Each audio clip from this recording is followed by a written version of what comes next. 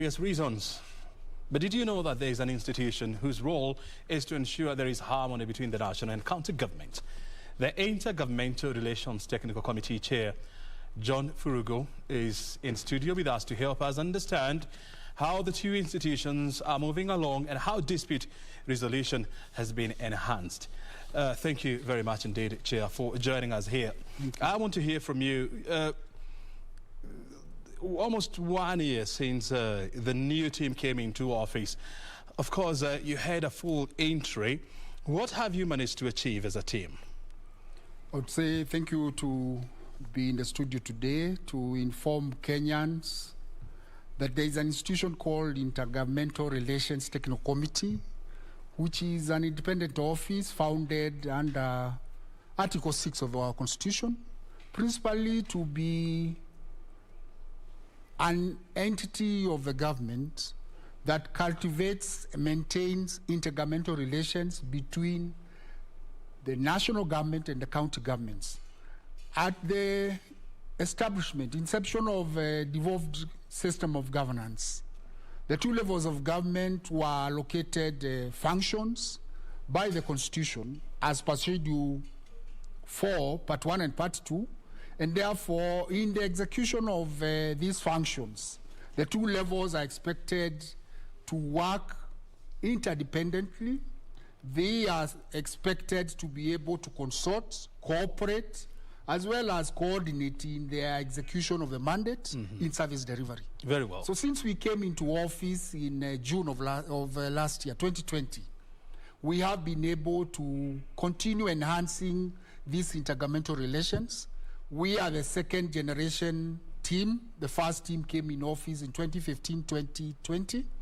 And we have continued to be the forum, the platform upon which intergovernmental relations happens between the two levels. We are the secretariat of the summit. We have continued to undertake the secretarial level services to the summit. The summit is chaired by His Excellency the President, and the Vice Chair is the Chairman, Council of Governors.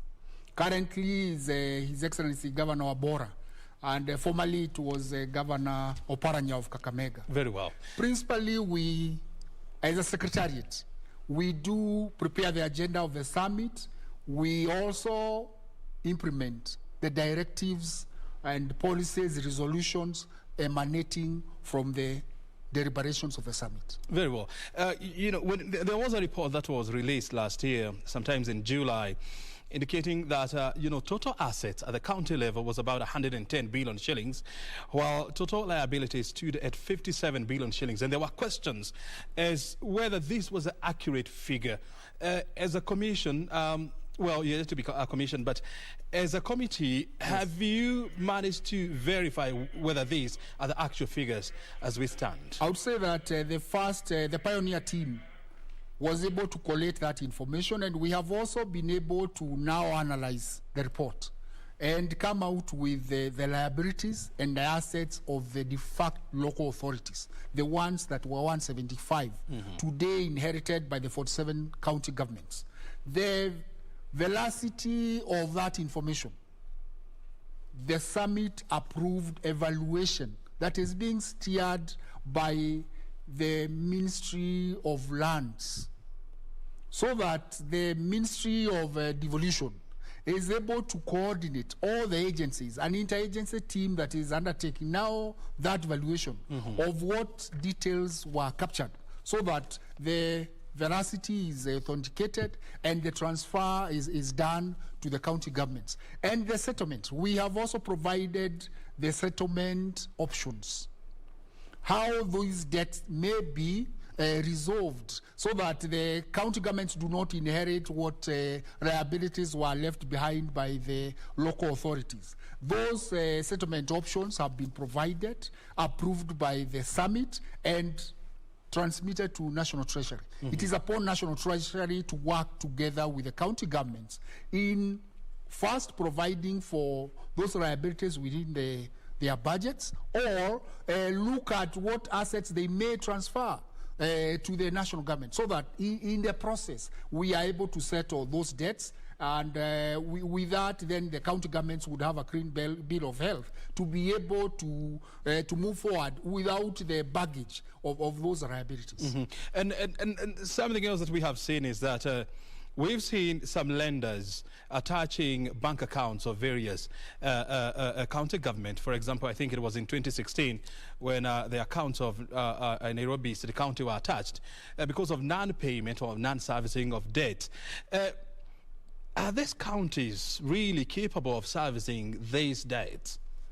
I would say that counties have the mandate of undertaking procurement of services and goods, and they have a capacity to be able to meet the debts.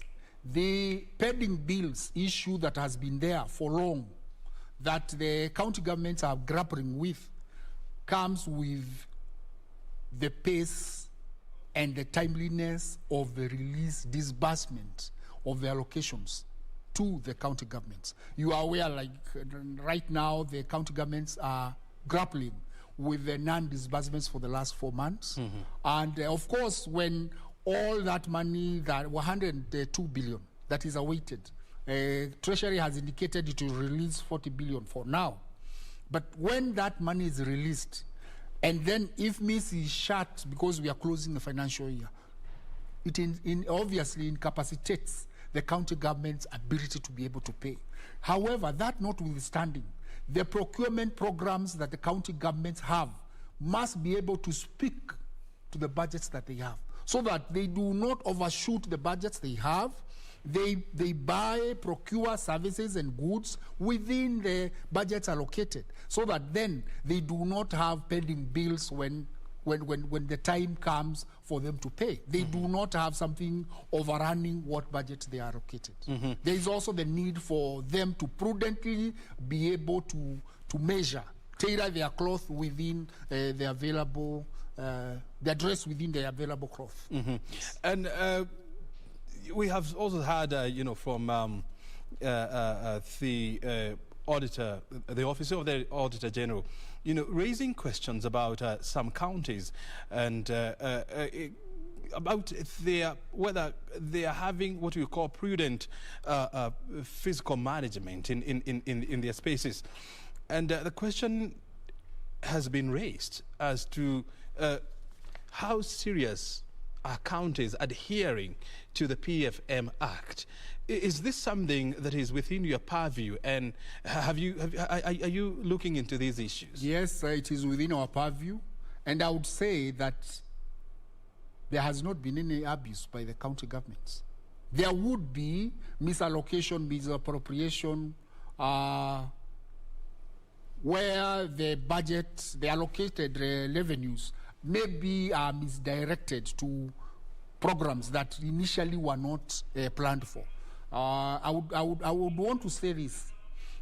PFM Act, Section 100, provides that if any county government is operating its financial systems out of the PFM law, the National Treasury, the Controller of Budget, would work together to stop for the stoppage of the disbursements. That means that they would have no allocations, they would have no transactions, even within themselves. Everything would be shut. We have not seen that in the last 8 years that we have had devolution. It means, therefore, we have challenges. I'm not so absolving the counties from that 100% they are operating well.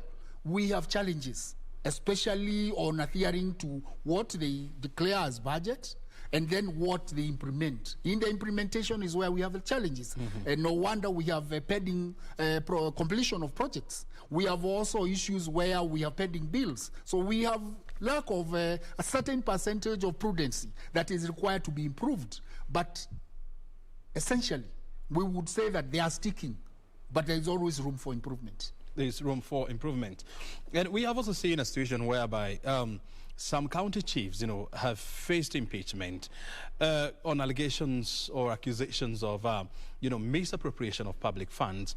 And we have a case of the Wajir governor, even though the issue is still in court. We have also seen the case of Nairobi governor. As a committee. Have you picked up these issues? And there was a time when you implored county governments to focus, or national county assemblies to focus on service delivery, as opposed to engaging in a lot of fights with county governments. Yes. These issues, how are you addressing them? Those two items that you have, the two counties you have cited, of course, the matters are still in court. And many others have issues. They have been flagged up by the controller, the Auditor General. It means that there are issues. We are not absorbing them from financial impropriety and such kind of things. But however, we have the aspect where whenever those issues are flagged up, the Senate picks them in the Auditor General's reports, and the respective counties are called upon to explain, to account. And if the explanations are found to be prudent, to be, they are able to substantiate what are the issues, the questions, the audit queries that were raised, it means that they are absorbed from any impropriety. I would say that as an institution, Inter-Governmental Relations Technical Committee essentially is to cultivate harmonious relationship between the two levels. That does not mean that when there are issues of maybe delay in disbursement of resources, issues or where a county is flagged for financial impropriety, we will not come in. We are enhancing the issue of public participation, the issue of accountability of leadership. Those are the aspects that we call upon the citizenry of respective counties to participate in the budgetary process, making process, budgetary implementation process, and budgetary accountability, where the county assemblies are the oversight. They offer oversight. But when we engage with county assemblies, you find most of them want to implement the projects, which is the responsibility of the county executive. Them is to allocate the budget and oversight the county executive. So the county assemblies need to really stick to their job, and we would have better oversight, better accountability of the allocated resources than this situation where they demand we want ward resources, which ward resources they go down to influence, and therefore the prudency and the impropriety now becomes a mix. There is a fusion, yet we are supposed to be independent arms so that we are able to exercise the aspect of accountability, the oversight by the county assemblies. And when you look at the Auditor General's report for the year 2019-2020, the report said that there was more than 15 billion shillings that could not be accounted for because of governance challenges.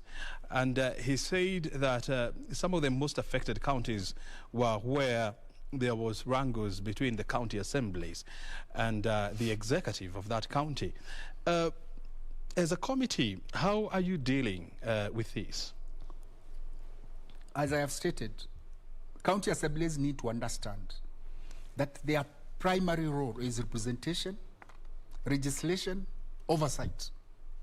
Those three, particularly oversight. What does oversight mean? That we are brought a budget estimate by the county executive, we go through it, we suggest allocations, and we approve. Upon approval, we let the county government to execute, to implement. But we follow because we are on the grassroots, to mashinani. So down there, you look at the dispensary that is coming up, the bridge that is coming up, the water project that is coming up, and the reports follow. And those are the reports that now bring out the issue of proper execution or otherwise. And that is where now the oversight comes out. There is also the aspect of public involvement, where the citizenry, through the mobilization of the county assembly representatives, the MCAs, in their wards, they need to be able to urge the people to come out. When the budget proposals go out, public participation on the budget making, what are your priorities in this ward? It is not the dispensary, it is a bridge. It is the classroom. It is not the water. It is the road. So those priorities start from the ward, and then they allocated resources. Then the MCA, the county assembly, holistically now undertakes the oversight. That has to be properly executed by the MCAs across the board in all counties. We can only engage them by building capacity, enhancing their capacity on oversight. And I'm sure that, and I have seen that they have been invited by the Auditor General in those capacity building initiatives and engagements. There is also the aspect where the Office of Controller General, or Controller of Budget, has also been able to engage them, to tell them this is a process of disbursements, because sometimes they blame the governors for delay of the resources. But there cannot be any disbursement from the Controller of Budget if the allocation has not come from the National Treasury. As you're aware, the Senate summoned the Cabinet Secretary for Treasury because of this disbursement delay. And they have suggested that the National Treasury, together with the Central Bank, explore a way of opening a special account for the county government's shareable revenue allocation. Upon the approval of that budget, upon the approval of the division of revenue, the 370 billion that is expected throughout the year to go to the counties should be deposited in that account, so that subsequently, upon request, just like how they request today from the Controller of Budget, the Controller of Budget would go to that account, and there would be no issue of effects from of revenue changes and such challenges. And that way, we would now be able to ensure that there is a continuous flow and disbursement, timely as the law provides, quarterly, but not like now where we have had 4 months of delay. So there are avenues that even us as IGRTC, we are working together with other stakeholders of devolution for the overall and ultimate success of devolution, to ensure, because whenever there is a stoppage of disbursements, services are affected, and the mwananchi equally is affected in the benefits of the service that would have come. So we are working with the stakeholders to ensure that the disbursements continue, and we are happy that the Council of Governors has not adopted a confrontational stance. Previously, we have had confrontations, but this time there is consultation, cooperation, and we are seeing it bearing fruits, like what we have seen of 40 billion promised by the National Treasury CS, and we expect that subsequently the rest of the resources would be released. And we have also seen a situation whereby, you know, counties, because of these disbursement delays, they have been unable to service their debt obligations. And as we are talking now, you know, suppliers and service providers, you know, they have not been paid. And as we talk, counties have an accumulated debt of more than 30 billion shillings. How best are you advising the county government to pay that debt and to ensure there is continuity of service providence? I am aware that in 2020, January, the current CS for Treasury flagged up 11 counties which had lagged behind in settling debts, pending bills. And the 11, there was stoppage of any quarterly disbursements until they come up with a schedule in which they will be able to execute settling the debts that they have. They provided that written schedule, and it was accepted by the National Treasury and the Controller of Budget. Since then, which means that schedule should have been implemented by deducting the money at the source. I am not aware what transpired, because these debts would have been settled by July of 2020. But it's never happened. Because that was the agreement, that give us a schedule that by 2020 you will have no pending bills. And they gave the schedule. The money was released, and upon that schedule, that is what would have now followed to clear that. So there is lack of sync between the control of budget, what the counties also commit to be able to in settling these spending bills. But you also agree with me that Treasury is also part of the problem, because when they delay disbursements, of course there is a pile-up of debt. How do we ensure that a situation like this is not allowed to prevail? Some of the issues are beyond the control of the Treasury. Obviously, let's say this. For example, who anticipated there would be COVID? And there was that budget of 2019-2020. So in 2020, the third quarter of 2019-2020 budget, we had to reallocate. The National Treasury had to reallocate all these resources that were there to mitigate and fight the pandemic. You are aware that in the same year, His Excellency the President, working together with the National Treasury, there was that the tax reliefs that were given. You know that January of this year, they were to go for 1 year. January of this year, the citizens, the business community were urging the government, don't remove the reliefs. Let us continue enjoying the reliefs, because even as the revenues are raw, it is not only in Kenya that the revenue collection is raw, it is globally. The economies have slumped. We do appreciate the efforts that the National Treasury has done. We also appreciate the relief that His Excellency the President had been able to extend to the business community. But after it was lifted, this is when we are having these challenges of where the resources would come from. And National Treasury is also hard put.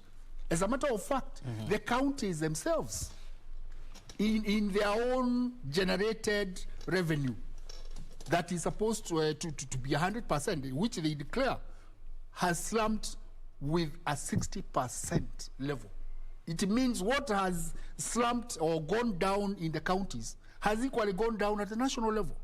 So we are asking the national government to disburse resources which it doesn't have, which it gets from us by taxes, by revenues. And therefore, we are in such a situation where all of us have to do a give and take. We have to, again, readjust our belt and obviously, continuously go on pulling up our socks as the economy picks up.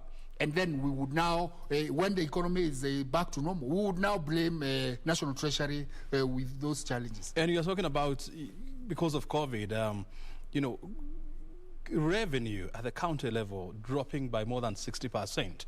But if you go back to the Controller of Budget report for the year 2018, the report had raised concerns that counties were not as aggressive as they ought to be in terms of raising resources, and they were not becoming innovative enough to explore other avenues of raising resources. So it is wrong to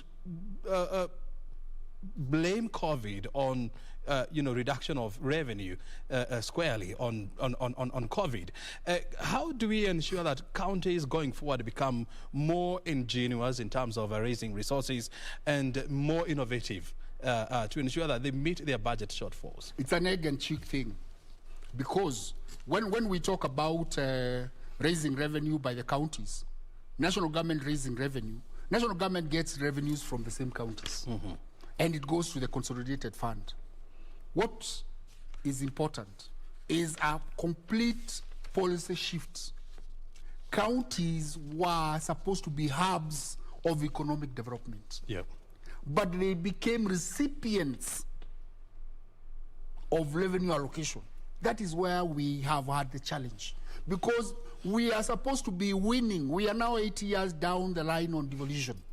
So far, the national government has transferred 2.2 trillion to the counties.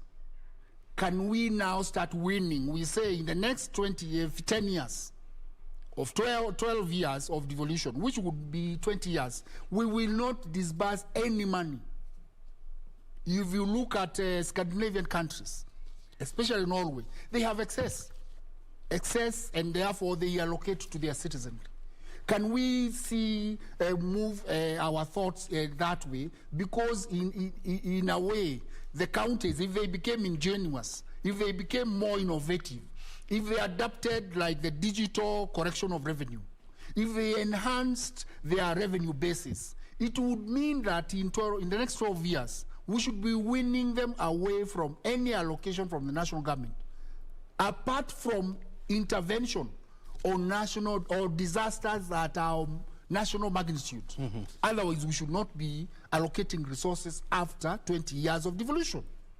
We must have a complete policy shift on dependency by counties on the national government. And we don't seem to be having such a policy shift. And you're right, you're talking about more than 2 trillion Kenya shillings, you know. Yeah. Disbursed to 47 county governments. If you were to look at ROI, I mean, or what we call return on investment, would we say that the country has gotten value out of this investment? The country has had a lot of value. The value does not translate tomorrow, especially the infrastructure programs. It will be able to reap benefits to the citizens. Maybe not this generation, but the generation to come will be able to see the foundation that was laid. There is nothing that comes in tomorrow. It's not a free, that today we build a road, a railway, and then it flips. No. Right now we are embarking on blue economy. We are investing quite a lot on the issue of storage, the issue of the infrastructure, the ships, the trainings and everything. It will take time. But when it now starts bringing benefits, people will think that it has started today. No, it took about 50 billion to be able to bring that infrastructure that now brings 100 billion. So citizenry needs to be able to understand, give the government time to be able to implement. The government also should be accountable to the people, and that accountability comes through public participation. So it's an all-round thing. We are all Kenyans, but we must play our respective roles wherever we sit. Before I let you go, Chairman, I want to hear from you. How do we make counties engines of economic development in this country? First is on policy. They need to be able to do long-term planning. The national government has Vision 2030. We also have the Big Four agenda. As they plug in their CIDPs, Comprehensive Integrated Development Programs, the annual development programs, the special programs, they should be able to plug into that and do long-term planning. Like what we just said, the policy shift. I would want to commend the governor for Laikipia, because he's the first governor to be able to do a shift. He's leasing vehicles and equipment. He is also now giving out a fund, a bond. He's floating a bond for infrastructure, which means that counties can be able to turn. We have the Urban Areas and Cities Act, which has brought 59 urban areas. Can we turn these urban areas into hubs of economy, into productive municipalities, properly planned and structured? That is possible. Progressively, we must do long-term planning, long-term investment, so that we can reap benefits. And we also must give our own timelines. You see, like Equalization Fund has its 20-year lifespan. For the counties, 14 of them, which were lagging behind education, roads, health, water, so that they are able to be in tandem and at the same level with the marginalized coming together to be at the same level. That lapses. What about winning the counties from the reliance on revenue allocation from the national government by turning their resources? One, the municipal areas, they should be able to be properly, spatially planned. They should be able also to have a shift on revenue generation, progressive revenue generation, involving the citizenry of their respective areas. Can they do resource mapping? Our counties are well endowed. Can they do resource mapping and work with the national government to bring in investors in their respective areas? Very good. Yes. Very well. I have to let you go in the interest of time. Otherwise, thank you very much, Chairman, for your time and, of course, for your insight. Thank you. That is John Mburugu. He is the chairperson of the Inter-Governmental Relations Technical Committee, joining us here to help us understand how we can make counties centers for economic growth. You're watching Business Insight. Let's move on, where the Kenya National Highways Authority